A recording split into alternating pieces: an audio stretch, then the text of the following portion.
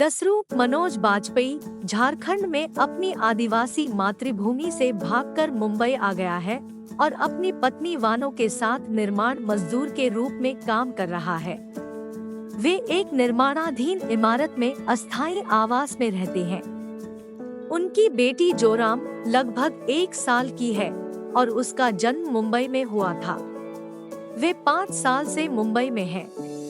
एक दिन एक आदिवासी महिला वकील फुलो कर्मा मजदूरों को साड़ियाँ और सोलर लाइट वितरित करने के लिए निर्माण स्थल पर जाती है। वह दसरू के माथे पर बने टैटू से पहचानती है कि वह झारखंड का आदिवासी है।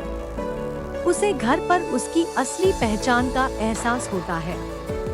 जैसे ही दंपति सोने वाले होते हैं, वानो दसरू को एक नई साड़ी की अपनी इच्छा बताती है और कहती है कि वह घर वापस जाना चाहती है। अगले दिन बाजार में दसरू एक साड़ी खरीदता है और घर चला जाता है। जब दसरू घर पहुंचता है तो वह वानो को खून से लथपथ उल्टा लटका हुआ पाता है। सदमे में वह उसके पास जाता है। अचानक कोई नकाबपोश व्यक्ति दसरू पर हमला कर देता है। हाथ की लड़ाई में दसरू एक पत्थर का मूसल पकड़ लेता है और उस व्यक्ति के सिर पर मार देता है। दसरू को पता चल जाता है कि कोई इस घटना को रिकॉर्ड कर रहा है। दसरू बाहर भाग जाता है और मजदूर निवासियों की नजर दसरू के खून से सने कपड़ों पर पड़ती है। यह महसूस करते हुए कि उसने उस व्यक्ति को मूसल से मार डाला होगा, वह अपनी बेटी जोराम को लेने के लिए दौड़ता है। जल्द ही पुलिस घटनास्थल पर पहुंचती है, लेकिन दसरू अपनी बेटी के साथ इमारत से भागने में सफल हो जाता है।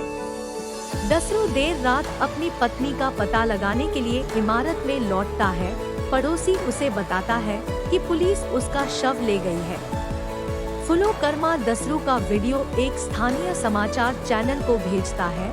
खबर उड़ जाती है और इंस्पेक्टर रत्नाकर जीशान अयूब को दसरू को पकड़ने का काम सौंपा जाता है।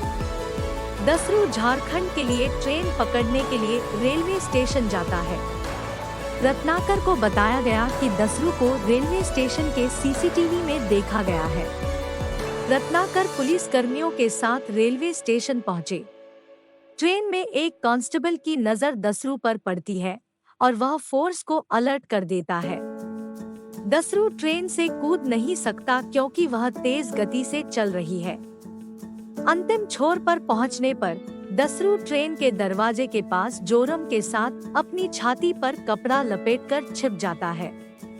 एक महिला कांस्टेबल उसे पकड़ लेती है और इसी दौरान वह अपना संतुलन खो बैठती है और दरवाजे से गिर जाती है। उसे गिरते देख एक यात्री ने ट्रेन की चेन खींच दी। ट्रेन रुकते ही दसरू उतरकर भाग जाता है। दसरू एक ट्रक विश्राम क्षेत्र में जाता है और एक खुले ट्रक बिस्तर में कूद जाता है। घंटों बाद ड्राइवर ने जोराम की चीखें सुनी और बिस्तर की ओर देखने के लिए ट्रक रोक दिया।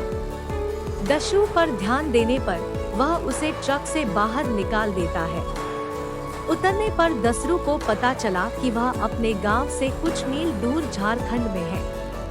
रत्नाकर को झारखंड भेजा जाता है क्योंकि उसे पता चलता है कि दसरू वहां आ रहा है। दसरू का अतीत अंधकारमय था। वह झारखंड का एक आदिवासी व्यक्ति है। अतीत में सरकार ने आदिवासी लोगों को मौद्रिक मुआवजे के लिए अपनी जमीन बेचने के लिए मनाने की कोशिश की थी। दसरू और अन्य आदिवासी लोग इसके खिलाफ थे क्योंकि प्रकृति, जंगल उनकी मातृभूमि थे। सरकार लॉ अयस का खनन कर बांध बनाना चाहती है। इससे इन आदिवासियों का घर छिन जाएगा। स्थानीय आदिवासी राजनेता बुलबुल कर्मा उनके लिए जमीन हड़पने के लिए सरकार के लिए बिचौलिया बन गए। कई आदिवासी लोग माओवादी विद्रोही समूह में शामिल हो गए और अपनी जमीन पाने के लिए हिंसा का सहारा लिया। उन्होंने बुलबुल कर्मा और उसकी पत्नी फुलो कर्मा के बेटे का अपहरण कर लिया और पीट कर उसकी हत्या कर दी। उसके शव को देखने पर बुलबुल की दिल का दौरा पड़ने से मृत्यु हो जाती है। फुलो कर्मा उसकी जगह नेता बन जाता है। और विद्रोहियों को एक एक करके मारकर उनसे बदला लेना चाहता है। इस दौरान दसरू मुंबई भाग गया था। अपने गांव पहुंचने पर दसरू को सरकार द्वारा अपनी मातृभूमि के विनाश के बारे में पता चलता है। वह अपने दोस्त सैमसन से मिलने जाता है, जो दसरू को सूचित करता है कि विद्रोही समूह पूरी तरह से नष्ट हो गया है और सरकार ने सब कुछ अपने कब्जे में ले लिया है। रत्नाकर जब दसरू के गांव का दौरा करते हैं और स्थानीय पुलिस स्टेशन में रुकते हैं, तो उन्हें आदिवासी लोगों की निराशा दिखाई देती है। फूलो कामरा भी गांव पहुंचती है। पुलिस दसरू का पीछा करती है और गोलीबारी शुरू हो जाती है। दसरू भागने में सफल हो जाता है। रत्नाकर को लगता है कि दसरू का पीछा करने के पीछे फूलो कर्मा का हाथ है। वह दसरू के बारे में जांच करने के लिए फूलो कर्मा तक पहुंचने की कोशिश करता है। फूलो कर्मा लौह अयस्क खदान की ओर बढ़ती है। दसरू और रत्नाकर भी खदान की ओर जाते हैं, लेकिन अलग अलग। दसरू खुद को निर्माण श्रमिक की पोशाक में बदल लेता है और फूलो कर्मा की कार में बैठने में सफल हो जाता है। फूलो कर्मा और रत्नाकर की बातचीत दसरू द्वारा बाधित होती है, जो खुद को निर्दोष बताता है और चाहता है कि वे उसे अकेला छोड़ दें। रत्नाकर दसरू को बताता है कि फूलो कर्मा अपने बेटे की मौत का बदला लेना चाहती है।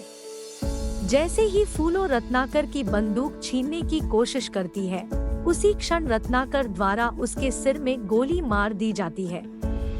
दसरू जोरम के साथ भागता है, क्योंकि गोलियां उसके चारों ओर जमीन पर गिरती हैं और जंगल में भाग जाती है। फिल्म